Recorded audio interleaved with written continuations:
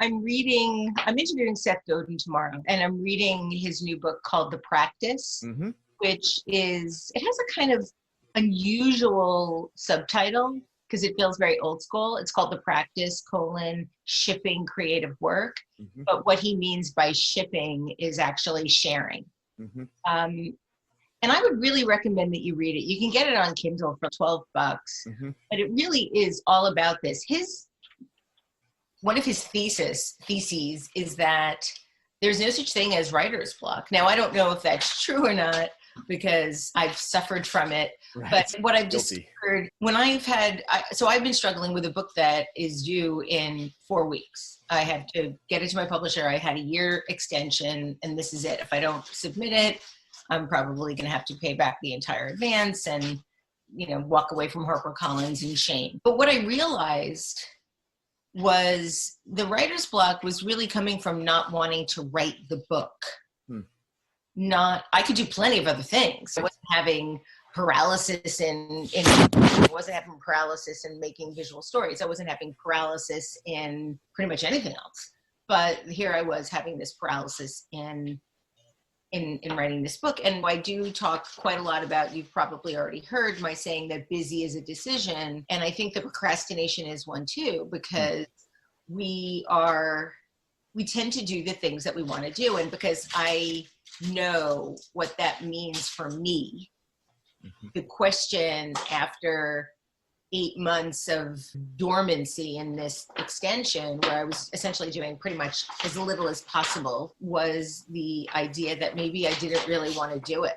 Interesting. And then I realized I didn't want to do it. And I was talking to my wife and I'm like, should I give back the advance? Should I just tell them I don't want to do it? And she and I had a long talk about it. And we both felt that because it's a book about design matters, and because it is 15 years of celebrating this thing that I created from nothing as a real Hail Mary with creativity in my life, that I owed it to myself to do it. And so slowly but surely I've ramped up, and now I'm working on it probably 8 or 9 hours a day.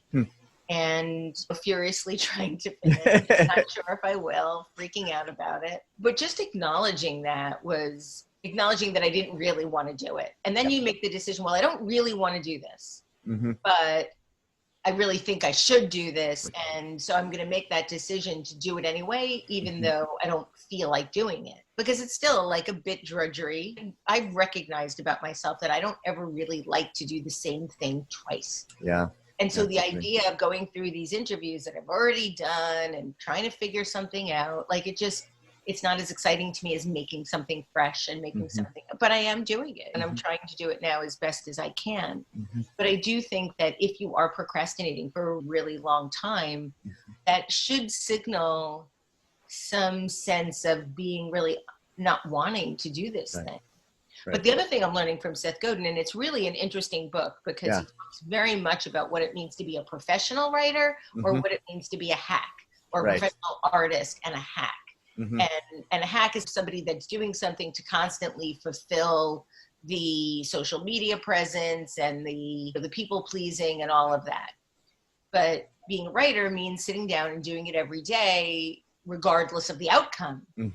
And so that's also something that I think is really important to think about. Why are you writing this? Are you writing this to try to write a bestseller? Are you writing this to speak your truth? Are you writing this to get back at an ex? Are you writing this to compete with others? What is the sense of creativity? Where is that coming from? And again, a lot of this is Seth.